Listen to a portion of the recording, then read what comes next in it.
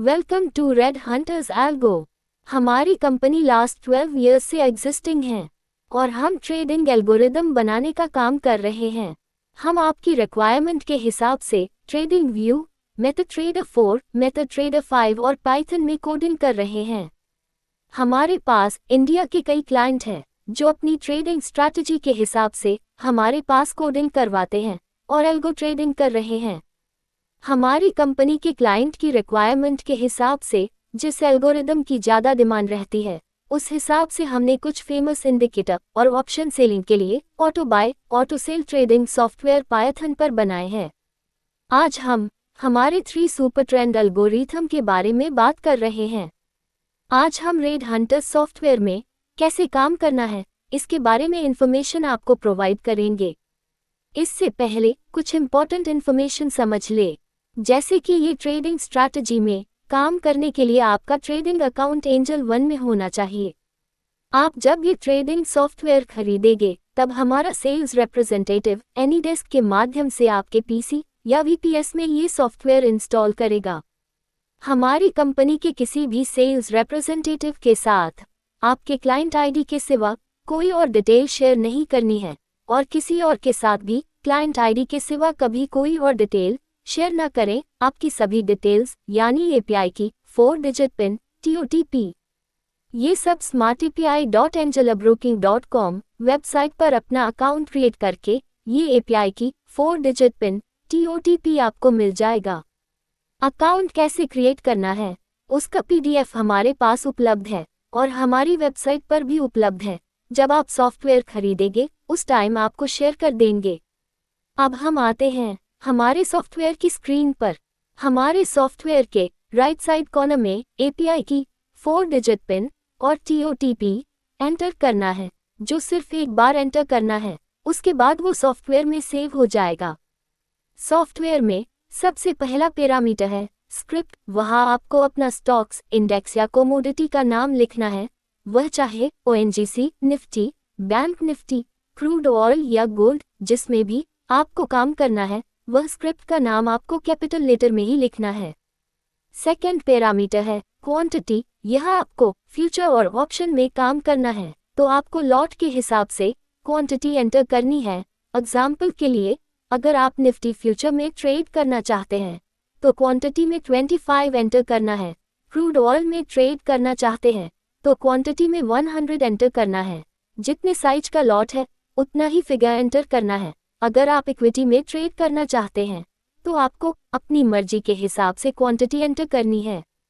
Third parameter है expiry date. यह आपको फ्यूचर, ऑप्शन, कमोडिटी में काम करना है तो आपको स्क्रिप्ट की सही एक्सपायरी डेट इनपुट करनी है। अगर आप गलत एक्सपायरी डेट एंटर करते हो तो एल्गोरिथम स्टार्ट नहीं होगा। इक्विटी में काम करना चाहते हो तो एक्सपायरी डेट की आवश्यकता नहीं है। आपको दिए गए कैलेंडर में से सही एक्सपायरी डेट पर क्लिक करके डेट सिलेक्ट करें। फोर्थ पैरामीटर है ट्रेड विद ऑप्शन। आपका ये चेक बॉक्स अनेबल है यानी टिक लगा हुआ है तो वह इंस्ट्रूमेंट के ऑप्शन में ट्रेडिंग होगी। यदि चेक बॉक्स डिसेबल है यानी टिक नहीं लगा है तो वह जो स्क्रिप्ट है उसके फ्यूचर में काम होगा या इक्विटी में काम होगा, जो हम आगे एक्सचेंज के पैरामीटर में समझेंगे। फिफ्थ पैरामीटर है स्ट्राइक प्राइस। आपका trade with option check box enable है यानी टिक लगा हुआ है तो वह इंस्ट्रूमेंट के ऑप्शन में ट्रेडिंग होगी। आपको जो भी स्ट्राइक प्राइस के ऑप्शन में ट्रेड करना है वह स्ट्राइक प्राइस एंटर करनी होगी। वही ऑप्शन में हमारा इंडिकेटर प्लॉट हो जाएगा। जब कंडीशन मैच होगी तो ऑटो बाय, ऑटो सेल हमारा सॉफ्टवेयर करेगा। सिक्स्थ पैरामीटर है कॉल ऑप्शन या पुट ऑप्शन। जिसमें आपको काम करना है वह ऑप्शन आपको सिलेक्ट करना है। अगर आपको कॉल ऑप्शन पर काम करना है तो CE पसंद करना है। अगर आपको पुट ऑप्शन पर काम करना है तो आपको PE पसंद करना है। सेवेंथ पैरामीटर है टाइम फ्रेम। इस पैरामीटर के अकॉर्डिंग आप जिस टाइम फ्रेम में काम करना चाहते हैं वही टाइम फ्रेम यहाँ पे एंटर करना है। एग्जाम्पल के तौर पर यदि आप यहाँ 5 लिखेंगे तो एल्गोरिदम 5 मिनट में रन होगा और 5 मिनट के कैंडल क्लोज का इंतजार करेगा और कैंडल क्लोज होने के बाद आपका इंडिकेटर वैल्यू चेक करके एक्शन लेगा। 8 और 9 पैरामीटर है स्टॉप लॉस एंड टारगेट। जो परसेंटेज में है एग्जाम्पल के तौर पर यदि आपकी स्क्रिप्ट की बाय वैल्यू 100 है और आपने 2% का स्टॉप लॉस और 4% का टारगेट लगाया है तो आपका स्टॉप लॉस 98 रुपये पर और आपका टारगेट 104 पर सेट हो जाएगा और कैंडल क्लोज का इंतजार करेगा और कैंडल क्लोज होने के बाद आपका वैल्यू चेक करके एक्शन लेगा। एग्जाम्पल के तौर पर 98 के नीचे क्लोजिंग आएगी या 104 के ऊपर क्लोजिंग आएगी। ऐसी कंडीशन में एल्गोरिदम आपकी पोजीशन स्क्वायर ऑफ करेगा।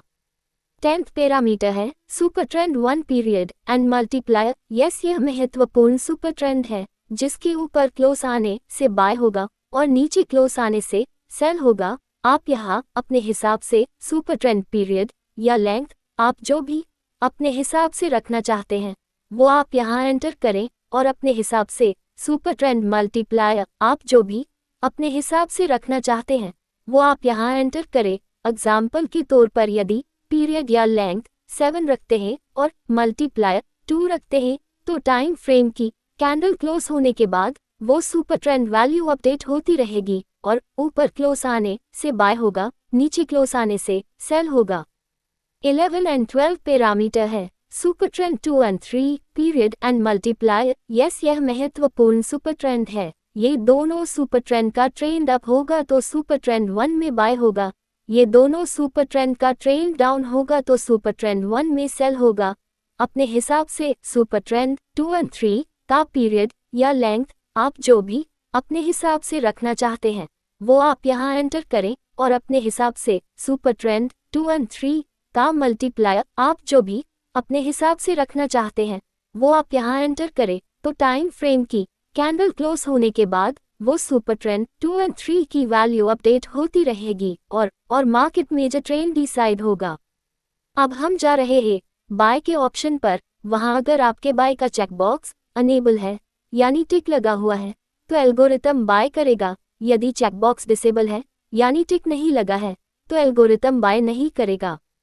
अब हम जा रहे हैं सेल के ऑप्शन पर। वहां अगर आपके सेल का चेकबॉक्स अनेबल है यानी टिक लगा हुआ है तो एल्गोरिथम सेल करेगा। यदि चेकबॉक्स डिसेबल है यानी टिक नहीं लगा है तो एल्गोरिथम सेल नहीं करेगा।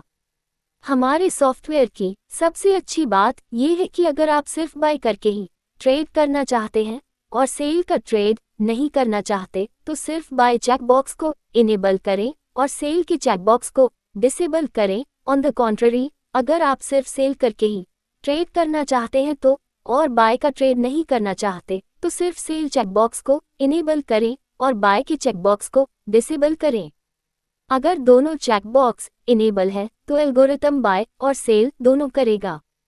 अब हम जा रहे हैं पेपर ट्रेड के ऑप्शन पर। वहां अगर आपके पेपर ट्रेड का चेकबॉक्स अनेबल है यानी टिक लगा हुआ है तो एल्गोरिथम रियल ट्रेड नहीं करेगा और आपके अकाउंट में ट्रेड एग्जीक्यूट नहीं होगा। यदि चेकबॉक्स डिसेबल है यानी टिक नहीं लगा है तो एल्गोरिथम आपके अकाउंट में ट्रेड एग्जीक्यूट करेगा यानी रियल ट्रेड होंगे। सभी पैरामीटर एंटर करके आप स्टार्ट बटन पर क्लिक करें और एल्गोरिदम यानी सॉफ्टवेयर स्टार्ट हो जाएगा।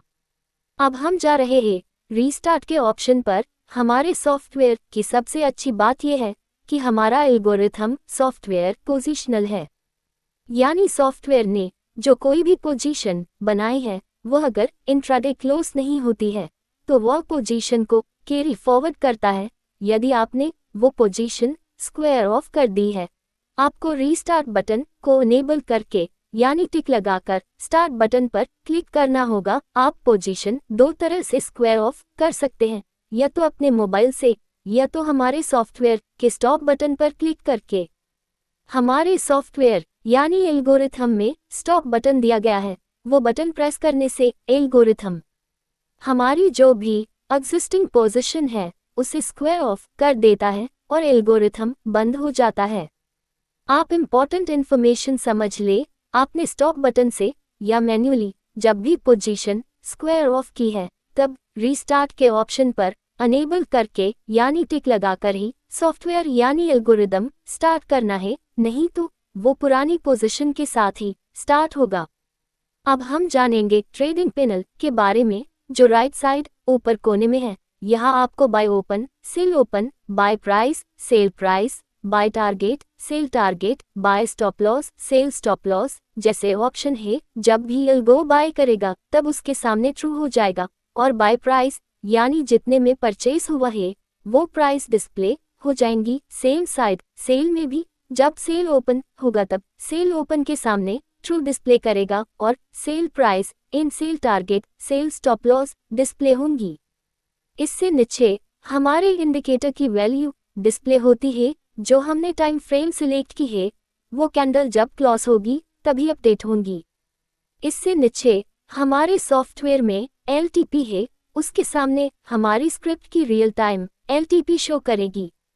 इससे नीचे हमारे सॉफ्टवेयर में प्रॉफिट एंड लॉस है, उसके सामने हमारी जो भी पोजीशन है उस पोजीशन का रियल टाइम प्रॉफिट और लॉस डिस्प्ले करेगा।